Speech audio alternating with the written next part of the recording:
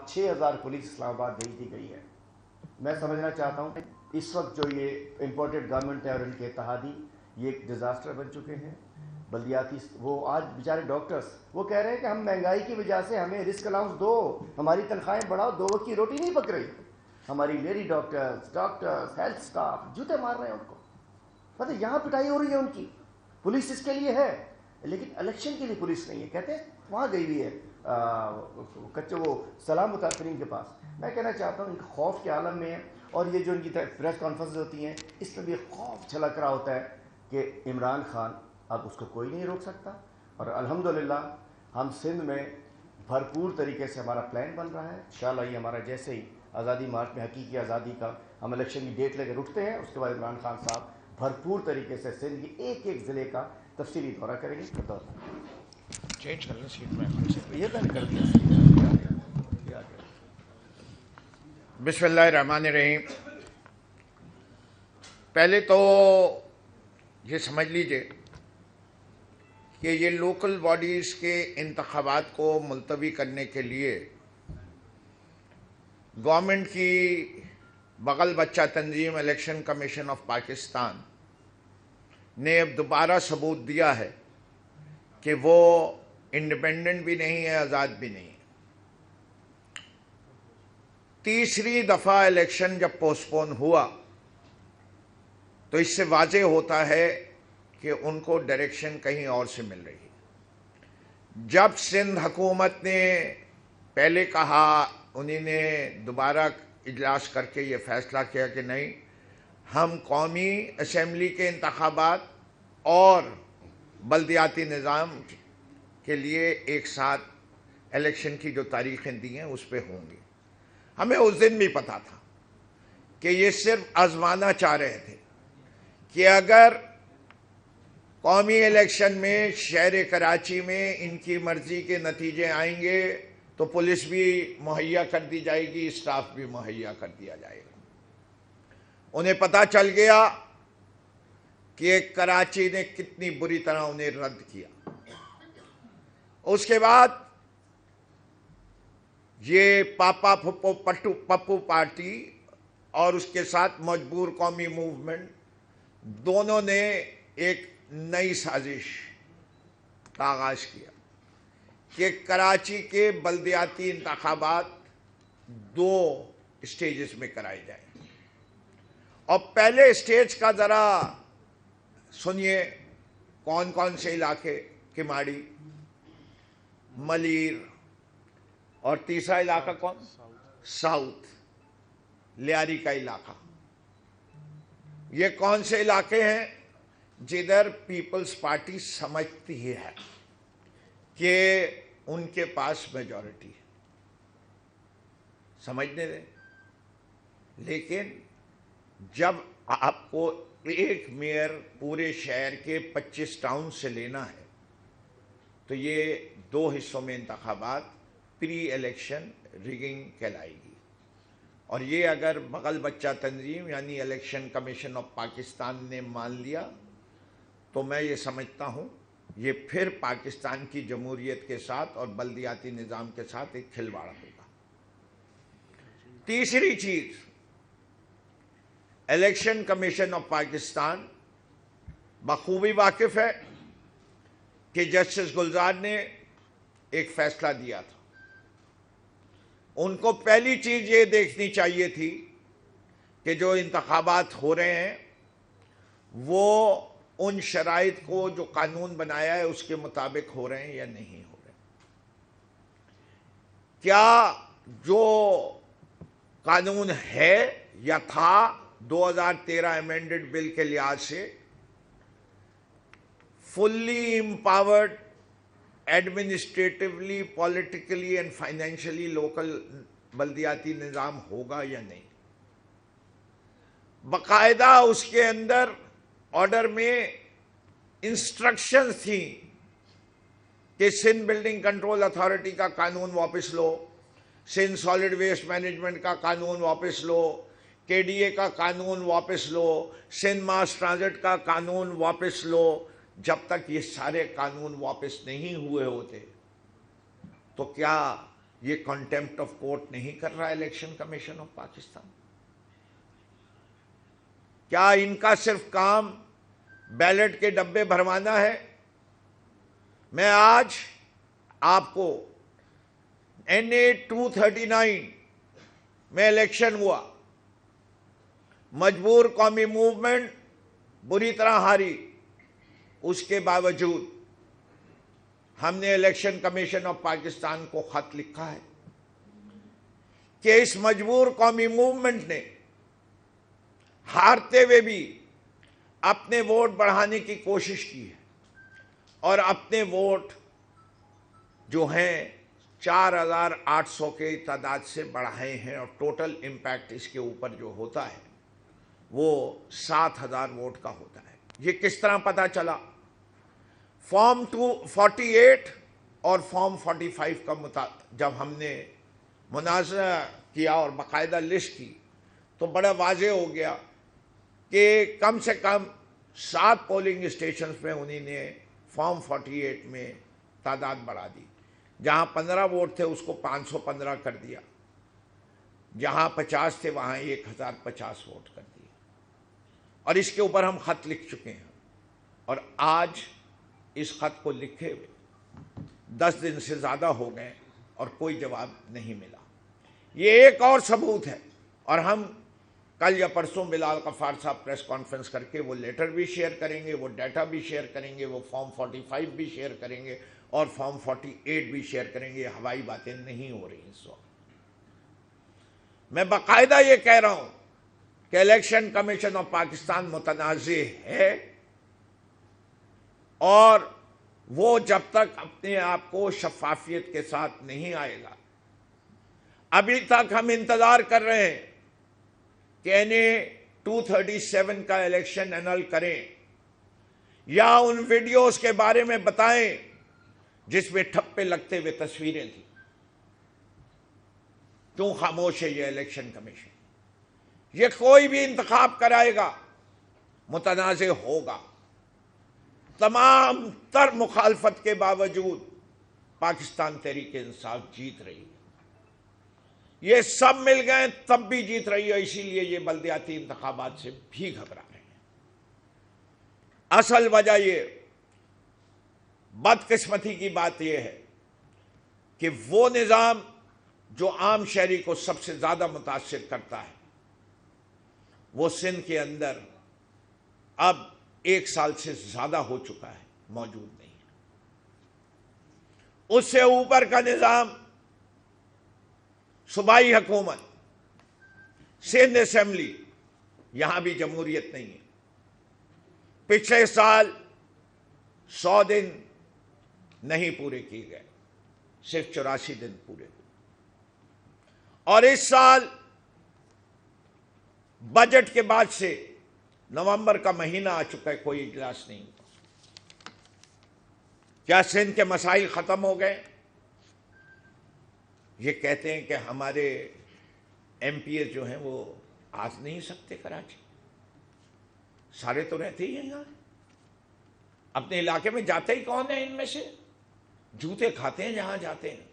یہ تو نہ پاکستان میں کہیں جانے کے قابل رہے، نہ ملک سے باہر جانے کے قابل رہے، جہاں جائیں گے جوتے ہی کھائیں گے، چاہے خدا کا گھر ہو، چاہے بوٹ پالش جہاں کرنے جاتے ہیں وہاں ہو، ہر جگہ ان کا حشر ایک ہی ہوتا ہے۔ تو مجھے اس والی بات پہ کہہ دیں، اور آخر میں حقیقی آزادی پورے پاکستان کو چاہیے۔ اب یہ واضح ہو چکا ہے کہ ہم آزادی کس سے چاہیے۔ گورا انگریز چلا گیا، کالا انگریز چھوڑ گیا۔ یہ کالا انگریز چاہے وردی میں ہو، چاہے سوٹ پہنے ہوئے ہو، چاہے وہ کرتا شلوار میں ہو، ہم اس کو اس کے چہرے بے نقاب کرتے رہیں گے۔ پاکستان میں کوئی شخص ابو دا لا نہیں ہے۔ اپنے نام کے ساتھ جنرل لگا لو تو یہ نہیں کہ وہ ادارہ بن جائے گا۔ ادارہ ہوتا ہے، شخصیت ہوتی ہے۔ ہم بڑے واضح الفاظ سے کہتے ہیں شخصیات غلطی کرتی ہیں اور ادارے مضبوط اسی وقت ہوتے ہیں جب وہ ایسی شخصیات کو اپنے کے خود احتسابی عمل میں ایسی کالی بھیڑوں کو اپنے اندر سے نکالے، ان کو کنڈیم کرے۔ یہ ادارہ ہمیشہ کمزور ہوا ہے جب بھی مارشل لاء آیا ہے، جب بھی جمہوریت کو فنا کرنے کی کوشش کی ہے، جمہوریت نے ہمیشہ مارشل لاء کو فنا کیا ہے، اور آئندہ بھی یہی ہوگا، یہی تاریخ ہے۔ مجھے اب پورا یقین ہے کہ آج جوڈیشری اور سوشل میڈیا اور میڈیا تینوں مل کے اتنی بڑی دیوار بن چکے ہیں کہ اب کوئی ملٹری انٹرونشن پاکستان میں ممکن ہی نہیں، ڈائریکٹلی ممکن نہیں ہے، اور حقیقی آزادی جو ہے وہ انڈائریکٹ انٹرونشن کے خلاف ہے۔ ہماری ادارے ہم چاہتے ہیں مضبوط سے مضبوط تر ہوں۔ ہر ادارے کا اپنا رول ہے، جوڈیشری کا اپنا رول ہے، بیوروکریسی کا اپنا رول ہے، سیاستدانوں کا اپنا رول ہے، اور اسٹیبلشمنٹ کے اندر ایک رول ملٹری کا بھی ہے۔ وہ رول کیا ہونا چاہیے؟ پاکستان کے حالات دیکھتے ہوئے اس کو دوبارہ ڈیفائن ہونے کی ضرورت ہے۔ ہم بڑے کلیئر ہیں اس والے معاملات میں کہ اعظم سواتی جیسے واقعات کوئی بھی کروائے، اس کے پیچھے جو بھی ہو وہ قابل مذمت ہے، سیاستدان ہو وہ مذمت ہے، قابل ہے، ایجنسیاں ہوں وہ مذمت کے قابل ہیں، اور اگر بیوروکریسی کے لوگ ہیں تو وہ بھی مذمت کے قابل ہیں۔ آج ہم سارے ایم پی ایز احتجاج کرتے ہیں اور اعظم سواتی کے ساتھ کھڑے، اس سے کہ آج چاہے آپ جو کیمرہ کے پیچھے ہیں، جو پریس کانفرنس کر رہے ہیں، آج اعظم سواتی ہیں، کل آپ ہو سکتے ہیں۔ پورے پاکستان کو اس بات کا خیال ہونا چاہیے کہ اب جب اس راہ پہ نکل گئے ہیں تو حق کے لیے شہادت ہم اپنی خوش قسمتی سمجھتے ہیں۔ خون دینا بہت مشکل کام ہوتا ہے، خون گولیاں لگیں، جو اس پہ شک کرتے ہیں وہ پہلے بھی جھوٹے تھے اور جھوٹے ثابت ہوں گے، اور لعنت اللہ علی الکاذبین ہے۔ بغیر انتظار کر لیتے، کہتے کہ ہم چاہتے ہیں کہ شوکت خانم کی ایکس ریز وغیرہ پبلک کیے جائیں، لیکن جو الفاظ استعمال کیے گئے ہیں وہ نہایت گھٹیا اور قابل مذمت ہے۔ لیکن کہتے ہیں ہماری تربیت ایسی نہیں ہے، تو اپنی شرجیل میمن کی پریس کانفرنس دیکھ لو، سعید غنی کی دیکھ لو، اور تربیت کی بات کر لو، اور کرو ایسی پریس کانفرنس، ہمیں بہت فائدہ ہوتا ہے، ہماری مقبولیت اور بڑھتی ہے، ہمارے قائد کی مقبولیت اور بڑھتی ہے۔ اب میں یہ بڑے واضح الفاظ میں کہنا چاہتا ہوں کہ ہم نے کہا تھا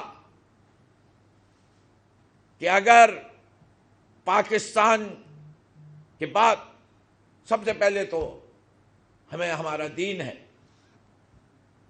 اس کے بعد پاکستان ہے، اور اس کے بعد عمران خان ہماری ریڈ لائن ہے۔ ہم نے کہا تھا ریڈ لائن نہیں کراس کرنا، ریڈ لائن کراس ہو چکی ہے، اور جب ریڈ لائن کراس ہو چکی ہے تو اب ہم اور پورا پاکستان انشاءاللہ روز بروز اپنے احتجاج کو بڑھائے گا، اور جو ہمارے ڈیمانڈ ہے کہ وہ فوری طور پہ ریزائن کریں کہ آزادانہ تفتیش ہو سکے۔ آج اتنے دن سے ایف آئی آر نہ کٹنا اس بات کا ثبوت ہے کہ ہماری ڈیمانڈ صحیح ہے، ورنہ ایف آئی آر کٹ چکی ہونی چاہیے تھی۔ ہم یہ بھی بتا دیں واضح طور پہ کہ پاکستان کو سیاسی استحکام کی ضرورت ہے، یہ سیاسی استحکام اس لیے ضروری ہے کہ معیشت کو استحکام مل ہی نہیں سکتا سیاسی استحکام کے بغیر، اور حقیقی آزادی کی طرف بڑھنے کے لیے، ہدف حاصل کرنے کے لیے ہم سمجھتے ہیں کہ سب سے پہلے جب بھی جمہور کو خطرہ ہو اور جمہوریت کو خطرہ ہو تو واپس جمہوری کے پاس جانا چاہیے۔ آپ کو کیا خطرہ ہے یہ ہماری سمجھ سے باہر ہے۔ Imran Khan the most unpopular leader according to you. Imran Khan نے 3.5 سال میں پاکستان کا بیڑا غرق کیا according to you. Imran Khan کے جلسوں میں ہزاروں کی تعداد ہوتی تھی اکارڈنگ ٹو یو، لاکھوں نہیں ہوتے تھے۔ اس لانگ مارچ میں چند لوگ تھے جن کے لیے 1100 کنٹینر اور 36,000 پولیس رکھی گئی اسلام آباد اکارڈنگ ٹو یو۔ تو بھائی پھر الیکشن کرا لو اور عمران خان کو خدا حافظ کروا لو، لیکن اس پہ تو تمہاری کانپیں ٹھانکتی ہے۔ تمہاری زبان بھی تمہارے لیڈر نے نہیں سکھا سکتا تمہیں، نہ اسے خود بولنی آتی ہے یہ زبان، تو اس اردو کے ساتھ زنا کرنا بند کرو، اس کی شائستگی کو ختم مت کرو۔ الفاظ کا ذخیرہ میرے پاس بھی بہت ہے، گالی دینے کے انداز بھی مجھے بہت زیادہ آتے ہیں۔ سعید غنی تم اتنے بڑے اہل زبان نہیں ہو جتنا بڑا میں اہل زبان ہوں۔ مجھے پتہ ہے غالب کے مطابق اردو میرے گھر کی لونڈی ہے، اور میں اس لونڈی کو استعمال کرنا جانتا ہوں، اور تمہارے جیسے لونڈوں کے اوپر چماٹ بھی لگانے بخوبی جانتا ہوں، اور جدھر سے چاہوں ادھر سے اندر باہر ہو سکتا ہوں اس زبان کو استعمال کرتے ہوئے۔ تو تم ذرا اپنے ہوش کے ناخون لے لو، ویسے بھی اللہ میاں گنجوں کو ناخون نہیں دیتا، تو تمہیں ہوش کے ناخون بھی نہیں ملے گا۔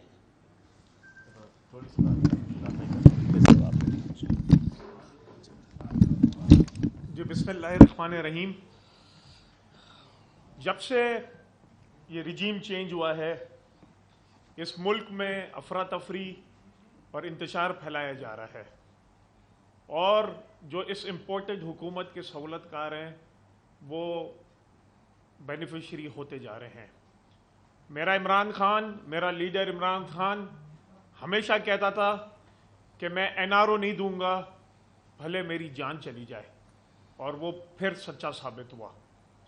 اور یہ سعید غنی، PDM کے دوسرے نام نہاد لیڈرز، مولانا فضل الرحمان، اس پہ سیاست چمکا رہے ہیں اور کہتے ہیں کہ عمران خان کو گولی نہیں لگی۔ پیپلز پارٹی سے یہ میں پوچھتا ہوں کہ آپ کے تو چیئرمین، آپ کی لیڈر شہید بے نظیر بھٹو صاحبہ کے ساتھ یہ واقعہ ہوا، آپ لوگوں کو پتہ ہے کہ ان کے قاتل کون ہیں، پھر بھی آپ کی حکومت ہونے کے باوجود آپ ان کے قاتلوں تک نہیں پہنچے۔ پھر مرتضیٰ بھٹو، ان کو قتل کیا گیا، سب کو پتہ ہے کہ اس کے پیچھے کس کا ہاتھ تھا، لیکن آپ لوگ ان کے قاتلوں تک نہیں پہنچے۔ آپ اپنے انفرادی فوائد لیتے رہے، اور رجیم چینج سے پہلے جن کے اوپر کیسز تھے، وہ لوگ جو ہسپتالوں میں تھے، جن کے علاج ہو رہے تھے، وہ ہاسپٹل سے باہر آ گئے اور سوٹ پہن کے سندھ ہاؤس میں تجارت کرنے لگے۔ وہ لوگ جو 4.5 سال سے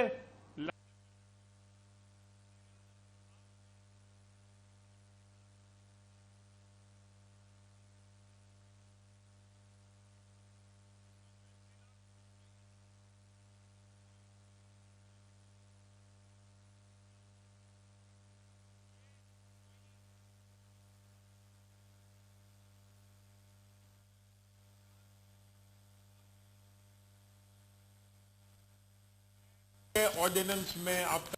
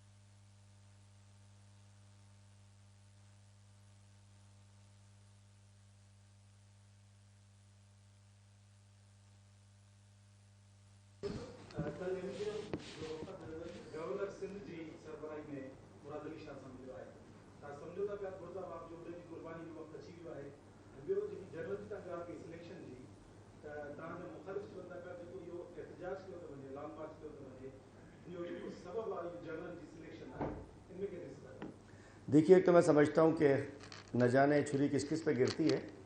एनक्यूएम ने मतलब मुर्तज़ा वहाब साहब की भी सीट मांगी थी, बेच दी। गवर्नर की भी सीट मांगी थी, वो भी दे दी।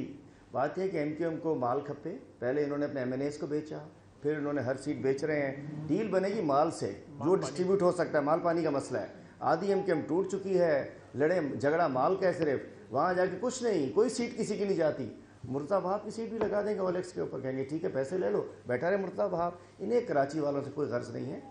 दूसरी बात मैं समझता हूँ कि इदारों का एक अमल है, हर इदारे को मेरिट के मुताबिक आगे बढ़ना चाहिए। जहाँ भी मेरिट होगी उसको हम सपोर्ट करेंगे। हमारे वज़ीर आज़म, हमारे दिलों के वज़ीर आज़म इमरान खान साहब ऐलान कर चुके हैं कि हम जो भी चीज़ मेरिट के तहत होगी उस पर हमको इतराज़ नहीं होगा। अच्छा, ये बता दें, सवाल है डॉक्टर साहब से, सवाल है कि एक सियासी लीडर पर हमला हुआ, शोकनाक वाक़या है, उसका एक मजाक बना हुआ है, गोली लगी है नहीं लगी, 4 लगी है, 2 लगी। आप सीनियर ऑर्थोपेडिक डॉक्टर हैं, जरा मुझे ये बताएं, गोली लगी है, पैलेट्स लगे हैं, इधर बिठा दें, थोड़ा जोर से, जरा जोर से डॉक्टर साहब। गोली का कोई दीन ईमान नहीं होता। मेरे पास अभी भी 2-3 हफ्ते भी छोटी बच्ची आई थी, 3-4 साल की बच्ची, फिर कराची की। ये भी नहीं कि बहुत अपर क्लास को एरिया हो, ऐसी हैदरी कहीं नॉर्थ राजमा से। तो गोली जब लगती है ना, बच्ची की टांग पे लगी थी, 3 साल की बच्ची थी, 4 साल की। तो गोली का दीन ईमान नहीं होता। यही देखता कौन पॉलिटिकल लीडर है, मुसलमान है, हिंदू है, सिख है, ईसाई है, नहीं देखते। गोली फाड़ती जाती है हड्डी को और साथ में खून की नाली लेती ही जाती है, अगर वो पात मिलता है। खान साहब पे जो हमला हुआ है, इसी तरह जो बेनज़ीर शहीद पे हमला हुआ, इस सब को कंडेम करना चाहिए, जो हमारी पूरी पॉलिटिकल पार्टी पहले दिन से कह रही है। और ये बहुत ही ज़्यादा लकी एस्केप हुआ है। अगर ये खुदा न करे गोली ऐसी जगह लगती जहाँ पे खून की नाली उसकी पास में होती तो इससे टांग ज़ाया हो जाती। थोड़ी और ऊपर लगती तो पेट में लगती, तो खून की नाली पे लगती, तो उधर ही 3-4 मिनट लगते ज़्यादा से ज़्यादा। जब किसी के गोली लगती है ना, लोग कहते हैं, अखबारों में आता है, अभी भी कराची में अब इस तरह के सिक्योरिटी के हालात है, लोग कहते हैं हाँ 1% क्या हुआ, 2% क्राइम बढ़ गया, तो क्या होता है, आओ ना मेरे पास अस्पताल में तुम्हें दिखाता हूँ। जब किसी की गोली लगती है ना, तो घर वाले का 100% नुकसान होता है। हमारे लीडर का, हमारे लिए, शायद बाकियों के लिए नहीं, हमारे लिए, हमारे घर के लीडर, हमारे घर के आदमी को गोली लगी है, हमारा 100% नुकसान है इसमें। इस तरह में लेता हूँ। जी सही। मेरे 2 सवाल आते हैं आपसे और आपसे। सवाल ये है कि ये गोली का जिक्र कर रहे हैं, खान साहब ने कहा गोलियां लगी हैं 4, तो 4 गोलियां जो है वो बहुत होती हैं, वो क्रॉस करके चली गई या वाकई किसी जगह लगी है? क्योंकि देखें, एक कौमी लीडर है, उसकी बात पर शुरू को शुबात पैदा किए जा रहे हैं, तो इसकी क्लियरिफिकेशन आपको आज नहीं तो कल देनी पड़ेगी। अभी देता हूँ, मैं देता हूँ, उसके टेक्निकली ये देते हैं। क्लियरिफिकेशन देनी पड़ेगी 4 गोलियों की।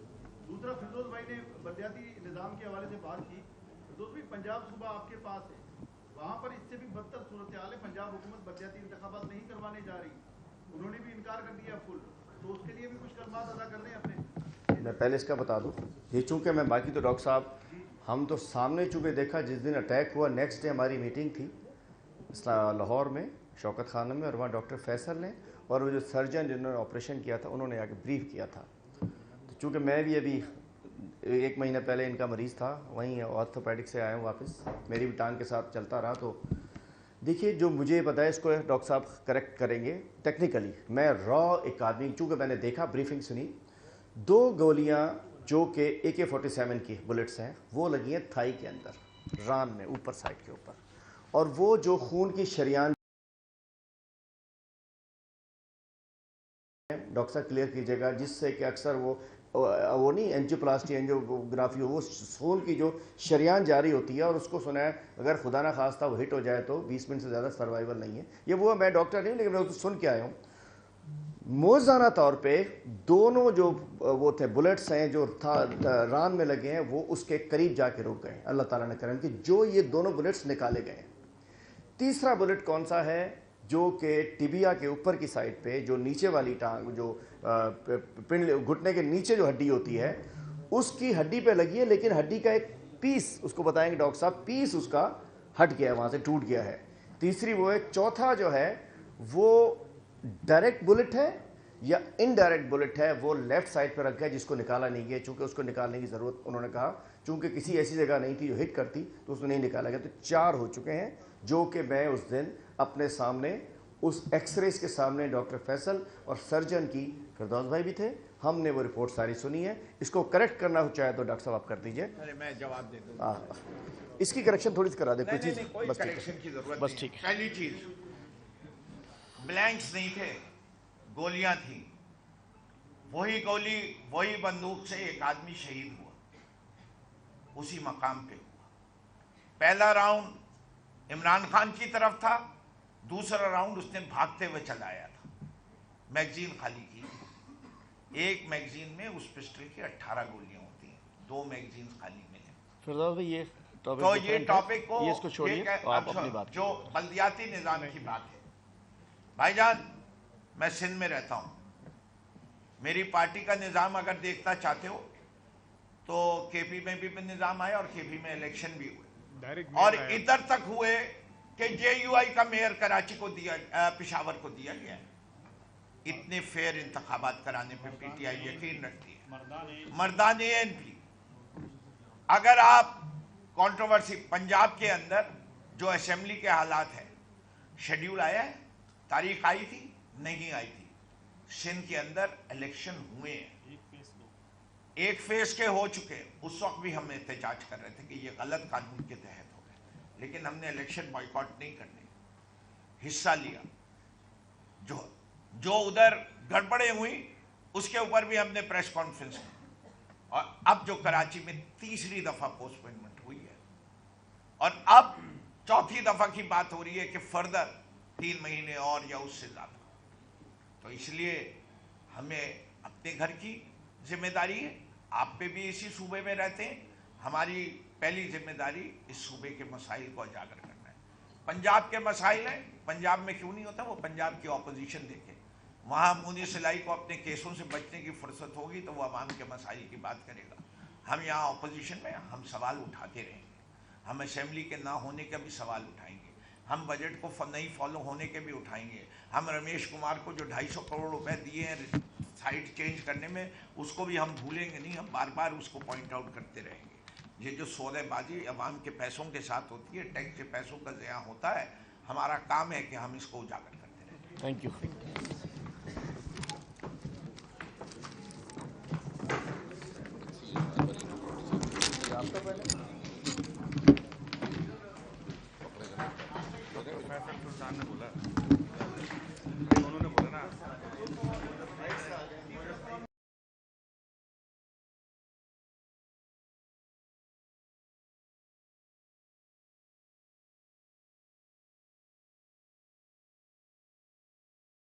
بزنس کمیونٹی کی طرف سے آپ کو ٹریڈ اینڈ انڈسٹری کے سب سے بڑے ادارے میں خوش آمدید کرتا ہوں. میں ایف پی سی آئی کی مینجمنٹ کی طرف سے آپ کا شکریہ. پہلے آج معزز مہمان جناب محمد بدیع الرحمان صاحب کی شخصیت کے تعلق سے حاصل کی اور اس کے علاوہ بیرون ملک سے اعلیٰ تعلیم بھی حاصل کی. آپ کو ڈاکٹریٹ کے اعزاز سنبھال چکے ہیں جن میں وزارت تعلیم، پروفیشنل ایجوکیشن، داخلہ، نارکوٹکس وغیرہ شامل ہیں. میں سمجھتا ہوں اس وقت صوبہ پنجاب کی گورنرشپ سنبھالنا ایک اہم ذمہ داری ہے، بلکہ آپ کی شخصیت پر وزیر اعظم کا اعتماد بھی ان نازک حالات میں آپ کو بیشتر گورنر منتخب کیا گیا. اگر یہ کمپلیٹ ہو جائے. دوسری طرف پنجاب ایک زرعی صوبہ ہونے کے ساتھ بے شمار صنعتی شہروں بھی لے رہے ہیں. پاکستان میں سال 2021-22 میں کپاس کی 8، جہاں پر ہماری کوشش یہ ہے کہ ایسی چیز اور دیگر صنعتی زون قائم ہوں، اور ہمیں یہ دیکھنا ہوگا کہ ان صنعتوں کے لیے ہماری افرادی قوت کا معیار کیا ہے. ہمیں ٹیفٹا جیسے پروگرام کو مزید مؤثر بنانے کی ضرورت ہے. معزز خواتین و حضرات، تقریر کے اختتام پر میں پہلے جناب بدیع الرحمان صاحب گورنر پنجاب کا اپنی طرف سے اور پاکستان کی بزنس کمیونٹی کی طرف سے دل کی گہرائیوں کے ساتھ مشکور ہوں کہ وہ تشریف لائے. اور امید رکھتا ہوں کہ آپ بزنس کمیونٹی کے ساتھ مستقل رابطے میں رہنے کی کوشش کریں گے تاکہ ہماری حوصلہ افزائی ہوتی رہے. شکریہ. ویلکم کرتا ہوں کراچی آفس میں. سر میں معافی چاہتا ہوں کہ میری آج کی فلائٹ جو ہے صبح کینسل ہو گئی اور اب وہ 12 میں چل رہی تھی. 12 میں اگر میں چلتا تو تقریباً 2:30-3 میں نے کھولنا تھا آفس میں. تو اس وجہ سے پھر میں نہیں آ سکتا. میں معافی چاہتا ہوں اس کا, اور میں چاہتا تھا کہ آپ کو خود میں ریسیو کرتا. اور ایک چیز جو میں اپنے تمام جو ہمارے اراکین ہیں ان کو بتانا چاہتا ہوں کہ ہمارے گورنر صاحب جو ہے نا ماشاءاللہ یہ بزنس فرینڈلی ہے, اور انہوں نے گورنر ہاؤس کے دروازے اپنے بزنس مینوں کے لیے مکمل طور پہ کھول رکھے ہیں. اور جب کبھی بھی ہم نے کسی کام کے لیے ان کو ریکویسٹ کی ہے, آپ یقین مانیے بڑی محبت کے ساتھ نام بولے رحمان صاحب کا کہ آپ ہمارے کراچی آفس میں تشریف لائیں. اور میں پھر معذرت خواہ ہوں نہ کچھ فنی خیال میں دل و جان سے آپ کے ساتھ ہیں, اور آپ کی محبت جو ہے ہمیں ہمیشہ ملتی رہی. بہت شکریہ. Thank you.